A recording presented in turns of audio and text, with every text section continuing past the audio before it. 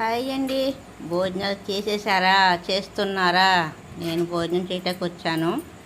ఈరోజు మన స్పెషల్ అయితే చాలా స్పెషల్ అండి. ఈరోజు స్పెషల్ ఏంటంటే పెరుగు పచ్చడి.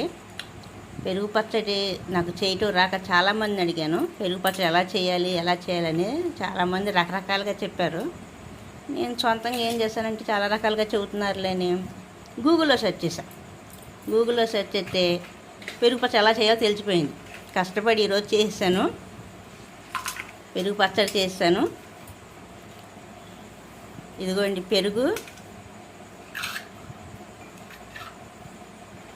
పచ్చడి.